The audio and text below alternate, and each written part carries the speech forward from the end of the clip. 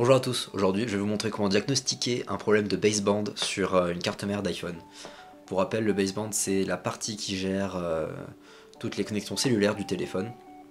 Et parfois un téléphone affichera no service ou pas de réseau ou aucune SIM pour une raison un peu inconnue. Et parfois ça provient directement de cette puce de la carte mère. Donc à quoi ressemble un baseband? Alors voici une carte mère d'iPhone 5S.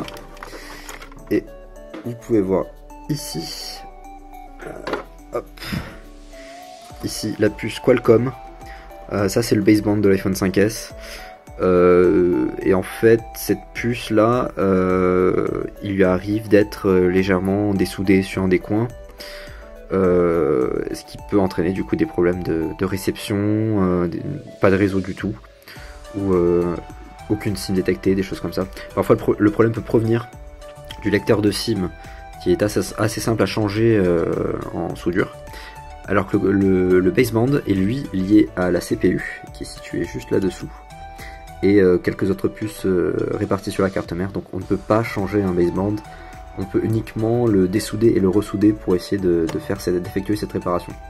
Maintenant on va voir comment on peut savoir si le baseband d'un téléphone est HS. Alors c'est assez simple.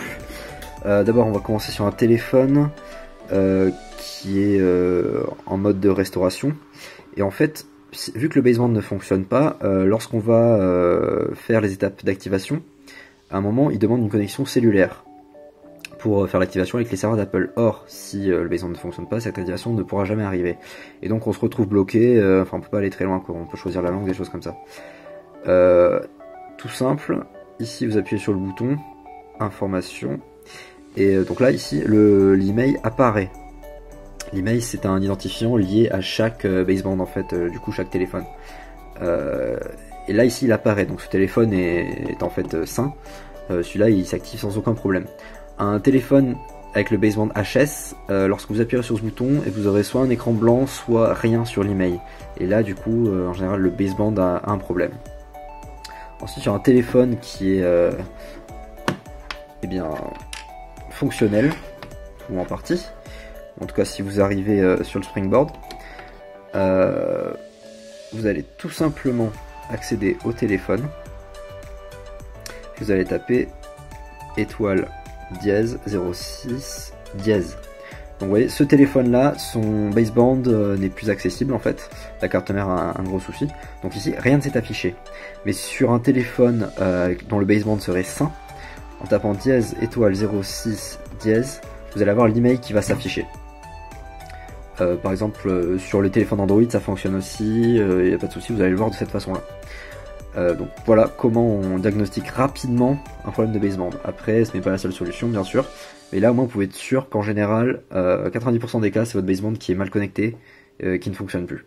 Donc en général on va tenter soit un reflow, c'est à dire qu'on va chauffer cette puce pour que les connexions, enfin pour que les points de soudure fondent légèrement et viennent reformer des bonnes connexions avec la carte mère.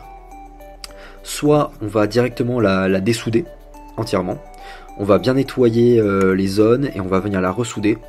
Et enfin parfois sur les opérations très compliquées, et là ça devient très cher, on le fait très rarement, c'est seulement quand il y a vraiment un téléphone qui va être récupéré à tout prix. On va venir mettre des fils, là on passe dans une autre dimension, c'est carrément très compliqué comme réparation. Donc voilà, c'est tout pour le baseband sur les iPhones.